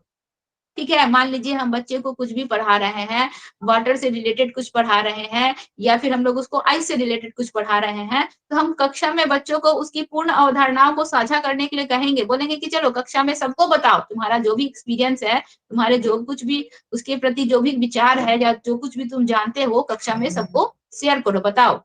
बताने के लिए उसको प्रोत्साहित करेंगे और क्या करेंगे, उसके अनुरूप। अब हम बच्चे का लेवल जान लिए, बच्चे का माइंड हम पढ़ लिए कि बच्चा किस अनुसार उस चीज को समझ सकता है या जान रहा है, तो हम उस अनुरूप क्या करेंगे, अपने शिक्षा शास्त्र को उसी के अनुरूप बनाने की कोशिश करेंगे और उसी अनुसार हम बच्चे को समझाने की कोशिश करेंगे, तो बच्चा उस चीज को अच्छे से समझ पाएगा। तो प्राकृतिक घटनाओं के बारे में बच्चा जो है सहजज्ञ सिद्धांत जो रच लेता है, जो कुछ भी वो माइंड में बना चुका है, अपना जो अनुभव वो प्राप्त कर चुका है, अध्यापिका को उसी के अनुसार शिक्षा देने की का प्रयत्न करना चाहिए। कोशिश करनी चाहिए कि वो उसी लेवल में उसी के अनुसार बच्चे को शिक्षा दे, ताकि उस चीजों को बच्चा अच्छे से समझ सके। क्लियर हुआ या नहीं? जी मैम। अगला है हम लोगों का संप्रत्यात्मक समझ हेतु अध्यापक के लिए एक अध्यापन के लिए एक अध्यापक को क्या करना चाहिए। ठीक है, संप्रत्यात्मक का मतलब ये होता है हम लोग का कॉन्सेप्ट, संप्रत्यात्मक यानी कि कॉन्सेप्चुअल डेवलपमेंट हम लोग का। ठीक है, कॉन्सेप्चुअल डेवलपमेंट हो जाएगा, तो एक उसके अध्यापन के लिए कि किसी चीज के विषय में बच्चे का जो कॉन्सेप्चुअल डेवलपमेंट है, मतलब बच्चों का जो कॉन्सेप्ट है वो डेवलप्ड हो सके। ठीक है, उसका जो जल के विषय में अगर हम कोई टॉपिक के विषय में पढ़ा रहे हैं, तो जल के विषय में उसका जो कॉन्सेप्ट है पूरी तरह से उसका डेवलप्ड हो सके, विकसित हो सके। तो अध्यापक को क्या करना चाहिए, विद्यार्थियों के पूर्व ज्ञान से संबंध स्थापित करना चाहिए। ये तो करना ही चाहिए, पूर्व ज्ञान से संबंध स्थापित करना बहुत ही जरूरी होता है। गैर उदाहरण और अपवाद बताने से बचना चाहिए। ठीक है, किसी प्रकार का गैर उदाहरण या फिर अपवाद का हम लोग का यहाँ पे जिक्र नहीं करना चाहिए। ठीक है, और इसके बाद बोल रहा है कि प्रत्यक्ष निर्देशन की विधि का प्रयोग करना चाहिए। प्रत्यक्ष निर्देशन मतलब हम लोग जो कुछ भी बच्चे को निर्देशन दे रहे हैं, डायरेक्शंस दे रहे हैं, ऐसे में डायरेक्ट इंस्ट्रक्शंस का हम लोग को मेथड्स का यहाँ पे बच्चों को प्रयोग करना चाहिए। हम लोग यहाँ पे बच्चों को कभी भी डायरेक्ट इंस्ट्रक्ट नहीं करेंगे, ऐसे मेथड्स का प्रयोग नहीं करेंगे। हम लोग बच्चों को इंस्ट्रक्ट नहीं करेंगे, बच्चे खुद ही अपने ज्ञान का निर्माण कर सकते हैं। इतना बुद्धि लब्धि बच्चों का, हम लोग यहाँ पे प्राइमरी लेवल का बच्चों का ये क्वेश्चन सॉल्व नहीं करें, हम लोग यहाँ पे अपर लेवल का हम आप लोग को पेपर 2 का दिए हैं। तो यहाँ पे हम लोग का क्या दे रहे हैं कि अगर कक्षा 6 से 10 तक के बच्चे हैं, तो उनकी इतनी क्षमता है, योग्यता है कि वो जो है अपने संज्ञान के आधार पर क्या करे, समस्याओं का समाधान कर सके, अपने कॉन्सेप्ट का निर्माण पूर्ण रूप से कर सके। ठीक है, तो अधिगम के लिए आकलन करने के बजाय अधिगम का आकलन करने के प्रावधान बनाने चाहिए। अधिगम के लिए, सीखने के लिए हमको आकलन नहीं करना है, अधिगम का आकलन करना है कि हमने कितना पढ़ा, उसके लिए क्या करना है, प्रावधान बनाना चाहिए। यह भी गलत है, हम लोग को अधिगम के लिए आकलन करना है। हम बच्चे जो कुछ भी सीख रहे हैं, क्या सीखे हैं क्या नहीं सीखे हैं, हमें उसका आकलन करना है कि बच्चे क्या सीखे हैं, कितना सीखे हैं, किस लेवल तक सीखे हैं, उसको किस तरीके से वो ग्रहण कर रहे हैं, हमें इसका आकलन करना है। इसी प्रावधान को हमें अपनाना है। तो यहाँ पे 4th ऑप्शन भी गलत हो गया, 3rd ऑप्शन भी गलत हो गया, और गैर और अपवाद वाले बातों से हमें बचना है, ये भी ऑप्शन हम लोग का नहीं होगा। संप्रत्यात्मक समझ हेतु अध्यापन के लिए हमें क्या करना चाहिए, विद्यार्थियों के पूर्व ज्ञान से संबंध स्थापित करने का कोशिश करना चाहिए। हम समझ जाएंगे कि बच्चों को इस सब्जेक्ट पर या फिर इस टॉपिक पर पहले से कुछ ना कुछ नॉलेज है, और कितना है, किस लेवल में है, ये भी जान जाएंगे। उसके अनुसार हम बच्चे को और आगे बताएंगे और समझाएंगे। क्लियर? क्वेश्चन नंबर 30, निम्नलिखित में से कौन सी एक प्रभावशाली सामाजिक संरचनावादी कक्षा की विशेषता या गुण है। ठीक है, सामाजिक संरचनावादी कक्षा जिसमें हम लोगों का विभिन्न क्षेत्र से आए गए बच्चों, सामाजिक स्तर से आए गए बच्चों का, या फिर संरचनावादी क्रिएटिविटी को भी वहां पे विशेष महत्व दिया जा रहा है। सामाजिक स्तर को भी और क्रिएटिविटी। और समाज रहेगा तो हम लोग का संरचना होगा, क्योंकि बच्चे समाज में ही रहकर संरचनाओं का निर्माण करते हैं। अपने आसपास के वातावरण को देखेंगे, उसको अनुकरण करेंगे, तो ही बच्चे नए नए चीजों का क्या करते हैं, निर्माण करते हैं, संरचना करते हैं। ठीक है, तो ऑप्शन नंबर 30 का, क्वेश्चन नंबर 30 का क्या ऑप्शन होगा बताइए तो? हम 1 किया था। 1 नहीं होगा, इसका ऑप्शन होगा आपका 4, सामूहिक कार्य और सामूहिक समस्या समाधान को प्रोत्साहित करना। हम क्या बोले थे, समूह में अगर बच्चे रहते हैं, समूह में बच्चे अगर कोई काम करते हैं तो उनमें एक प्रकार का होड़ रहता है, जिज्ञासा रहती है, मतलब बहुत ज्यादा उत्तेजना रहती है किसी कार्य को करने की। तो सामूहिक रूप से बच्चे को कार्य करवाना है, सामूहिक समस्या समाधान को हमें प्रोत्साहित करना है। आप एक टॉपिक दे दीजिए ना और ग्रुप में बांट दीजिए, बच्चे देखिए ना उनमें कितना बड़ा मतलब कितना ज्यादा जिज्ञासा रहेगा कि वो कर रहा है हम भी करेंगे। ठीक है, आप कोई बच्चा जो है किसी, उसको एक्स्ट्रा एक्टिविटीज में कोई इंटरेस्ट ही नहीं है, कभी वो किसी गेम में या फिर कभी किसी प्रोग्राम में या फिर ड्रामा में वो पार्टिसिपेट ही नहीं करता, लेकिन दूसरे बच्चे को देख कर ना उसके मन में इस प्रकार की भावना उत्पन्न होती है। ठीक है, तो यहाँ पे इसीलिए बोल रहा है कि सामूहिक समस्या समाधान को प्रोत्साहित देना चाहिए। सामूहिक रूप से हम अगर किसी समस्या का समाधान करवाएंगे बच्चों से, तो उनमें ना एक प्रकार का होड़ बना रहेगा कि हम भी करेंगे, हम भी ये कर सकते हैं। तो इस प्रकार के कार्यों के लिए हमें बच्चों को क्या करना चाहिए, प्रोत्साहित करना चाहिए। क्योंकि यहाँ पे समाज का भी जिक्र है और संरचना का भी जिक्र है, तो समाज के साथ रहकर ही बच्चे नई नई चीजों की संरचना कर सकते हैं। ठीक है, इसीलिए समूह का यहाँ पे जिक्र किया गया है। ऑप्शन नंबर 4 हम लोग का यहाँ पे क्या होगा, राइट आंसर होगा। Okay, clear? कोई डाउट है? नो अच्छा, आप लोग को डाउट है पूजा जी? नहीं मैम। अच्छा सुनिए, आप लोग को दोनों को कल संडे है, एक क्वेश्चन सेट हम भेज रहे हैं। ठीक है, हम मनीष सर को भेज देंगे और उसको आप लोग सॉल्व कीजिएगा और सॉल्व करके रहिएगा। आप लोग दोनों को ही बोल रहे जी हैं। मैम।